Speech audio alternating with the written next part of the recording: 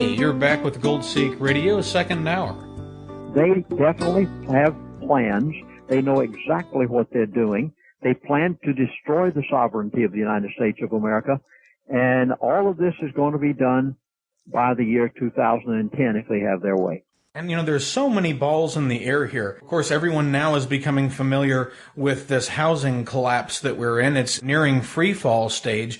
To give you just a quick rundown of some statistics here, in just the past 12 months, more than 1 million homes have gone into default. That affects millions of people. And now they're talking about something to the tune of 2.5 million more defaults that will unfold here. What is the primary factor at play? Well, in autumn of this year, the adjustable rate mortgages are slated to peak. They're going to reset to the tune of almost $100 billion worth of loans, and that will continue at a rate of around $30 billion each month until autumn of 2008. Although many folks are pounding the table saying, well, the worst is past, go and buy a new home or a foreclosed home. We're only in the second or third inning. Well, we have not seen the tip of the iceberg yet.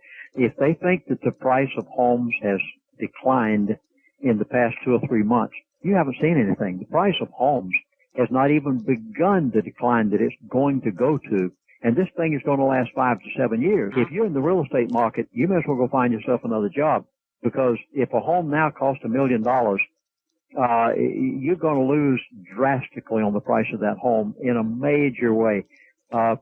Foreclosures are unbelievable in the area of Arizona. I was just in Hawaii, and it's hitting the state of Hawaii now, and we thought that'd be one of the last places it would ever come to. We have just seen the tip of the iceberg. But I said to an audience the other day, we're going to bring in the Amero. And some people asked me, they said, we would not accept another currency in the United States of America. They said it's always been the greenback, and it always will be the greenback. They said, how in the world do you think they're ever going to get us to accept the Amero? I said, the day that you have to take a wheelbarrow load of currency to the grocery store in order to buy a loaf of bread, you will beg the Federal Reserve to issue a new currency at no matter what kind of a rate of exchange they give you. They said, is that going to happen? I said, the moment that the dollar goes below 80, it's going into free fall. And I said, when it gets to the point that the world is cashing them in like you wouldn't believe, I said the dollar could literally collapse overnight. It could happen. And I said the day that it does, and it is so worthless that you cannot spend it, I said you are going to beg the Federal Reserve to issue a new currency. And I said that's when the North American Union will have you right where they want you. They create the problem. They create the solution. The same people issued the new currency that presently issued this one, and they're the ones that are going to gain. The rich are going to get richer, and the poor are going to get poorer. The Hegelian dialectic, problem, reaction, solution. This is going on now in Zimbabwe. Just last week we heard of a new dollar note is a $20,000 Zimbabwe note. And guess what it purchases? Half a liter of petrol, half a liter of gasoline, one small bag of rice, for $20,000. They're talking 100 to 150,000% inflation by year end. And keep in mind, the government stopped tabulating when we passed 3,000. Here we are at almost 15,000% inflation. This can happen in the U.S. It really is. And the reason they stopped publishing the M3 about a year ago, M3 monetary aggregate, the Federal Reserve did. They've published it since their beginning.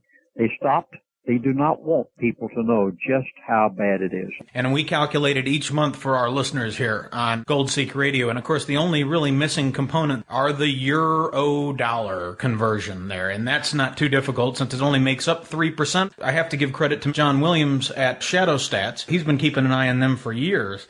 Right now, he's showing around 13.5%. And, of course, that's going on double digits around the globe. This is the whole world.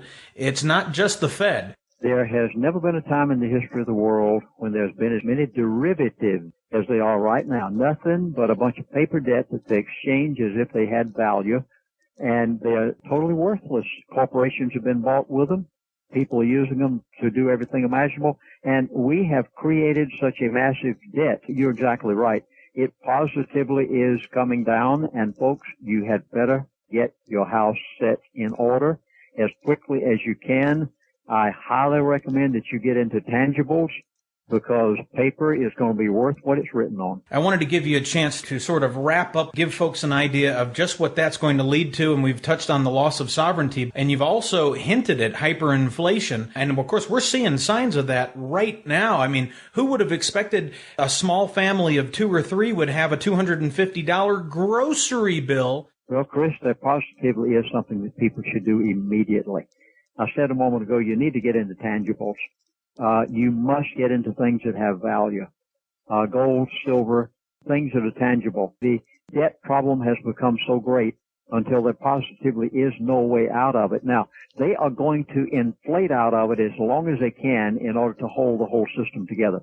I was with Congressman Ron Paul not too long ago in a seminar in Cancun, Mexico, and he said, Lindsey, the dollar positively is going to collapse. He said, I'll just say outright to you, it is going to collapse. He said, now whether it's going to get out of hand and they have to do it quickly or whether it'll be over a longer period of time when they'll do it gradually, he said, I'm not sure. But he said, either way, the dollar is going to collapse. Well, what will they put in their place?